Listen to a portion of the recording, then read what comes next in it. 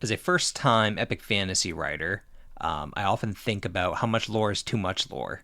Are there epic fantasy readers out there that think there is such a thing as too much lore? And how does that incorporate with world building in a book? I'm going to tackle a couple of these questions in this episode as I cover a little bit of what I am doing with my book and what I feel like is good for epic fantasy readers.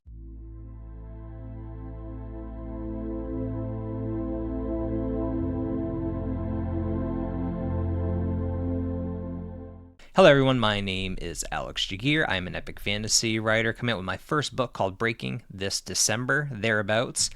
So I hope everyone is excited for that. In this episode, I'm going to touch a little bit about my book, but I mostly want to kind of give an explanation or my thoughts on deep lore. I know that it kind of makes sense with epic fantasy. Most epic fantasy fans like lore. I mean, there's subreddits on every type of fantasy series out there wanting to dig down deeper into it. So how does that fit into my first novel? One thing that I hear a lot is for an author's first novel or first few, the lore shouldn't be quite as upfront as, say, someone who is more established, that has the readership there, that understands and knows what they're getting into. I kind of think that's a little bit not true.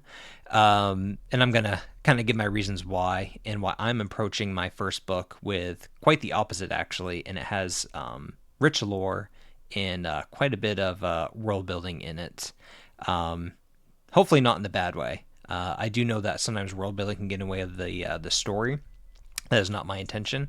So maybe without blathering further, I will get into the actual points I have. So my last episode actually touched a little bit on my lore trailers. So if you haven't, go ahead and watch those. I think that was a good kind of intro video into getting into this topic. So why the deep lore? Why am I not playing it safe for my first book? Is all this lore nonsense too much for readers, especially getting introduced to a new author? Well, here are my answers to those self-asked questions. I write what I would enjoy reading myself. One thing that's important is I'm not trying to get an agent or a publisher on my side to publish my book. I very much like the kind of entrepreneurial, business-minded aspect of publishing my own book and also just being able to do what I want with it. I know that there are a lot of benefits going the traditional route, but I prefer to do it this way. So this is the route I'm going. So I'm going to write what I would enjoy reading myself. And I know that as a big fan of epic fantasy, if I would enjoy it, then I know that there are plenty of other people out there who would, regardless if I'm a first-time author or established author. To go along with this, I'm not going to pretend to be one kind of author up front only to switch later on.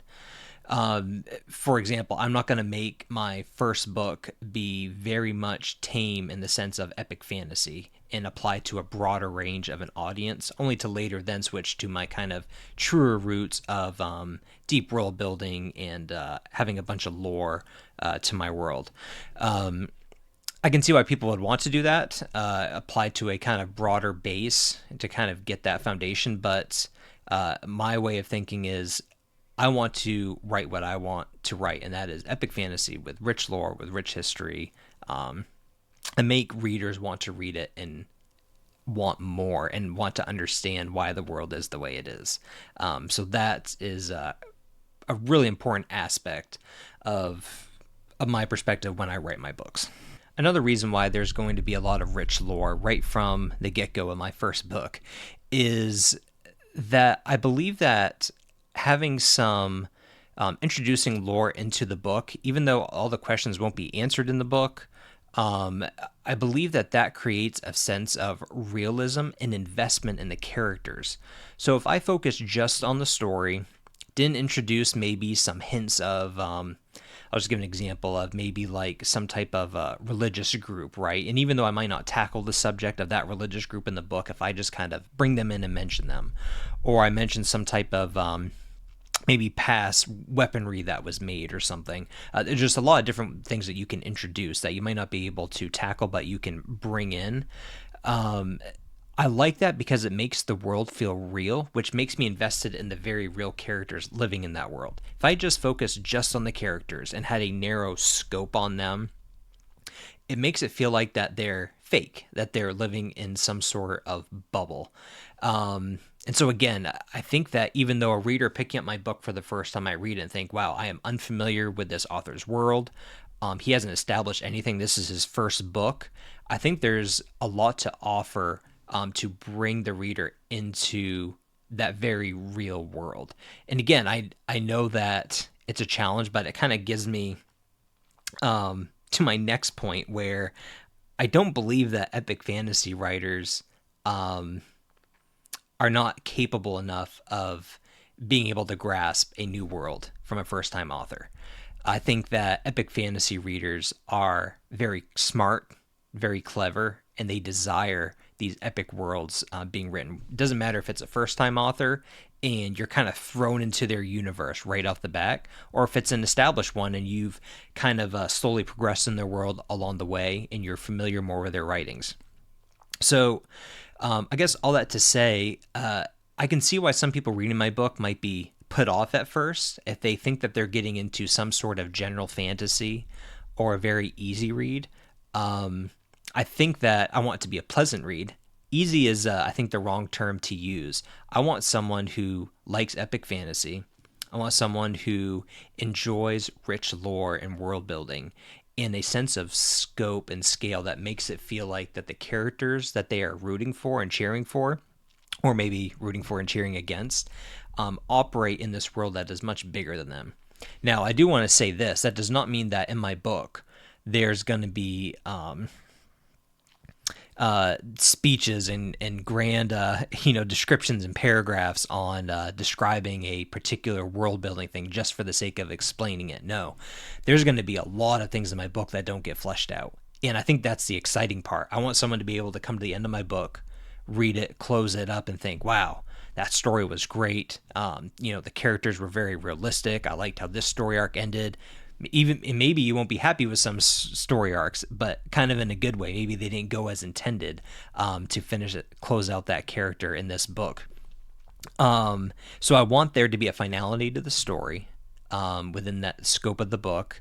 I want there to be answers to the character's story arc, but also I want the reader to be thinking after putting the book down, man, I wonder what's going to happen now with this magic system kind of being revealed in this aspect. And what about that one character that was brought in that had, that had like those scars on the face? Like, what was that all about? And that never got touched on. Or what was that weird monument for that was kind of crumbled that they prayed at? I want there to be a lot of different aspects of that book where the world should be fleshed out more. So that's kind of my goal with writing this first book. I don't want to pretend to be something that I'm not right from the beginning by writing a general fantasy book just to grab the masses' attention. I want this to be an epic fantasy book through and through. I want it to be very much story-driven, character-driven, be very much focused on that with plenty of sprinkles of lore and world building for people to wonder and want to see more of. Thank you for listening to my ramble on this. I know at least I feel like from my aspect that I ramble on some of these points, but I also like to discuss that so that you get to know me a little bit more as the writer and where I'm coming from so that you can get more interested in my books and know exactly what you're getting into. If you haven't already, definitely check out my trailers for my book. I have a announcement trailer. I have a couple lore trailers. I'm going to be releasing plenty more before the book comes out. So definitely stay tuned for that. Thank you for watching. Thank you for being, I guess, a fan if you are one. Or if you're just slightly interested in the book, thank you for watching this. Please like, definitely share. And the best thing to do if you want to get involved is just stick around. Watch the videos. Get excited for the book. There'll be plenty I'll be sharing with you. Plenty of podcast episodes coming on. Follow me on my other social media. I'm on TikTok, Facebook, Instagram, all of those. And if you really want to, go ahead on my website and you can reach out to me there. You can send me a message and we can have a good conversation about whatever you want. Also, tell me if I'm wrong. If you think, no, Alex, you're doing this all wrong. You don't want to build those lore things in there. That'll be too tense. I can't promise you I'll change my mind, but I'll at least be able to get your opinion on it. So thank you very much. Thanks for joining me here, and I will see you next time.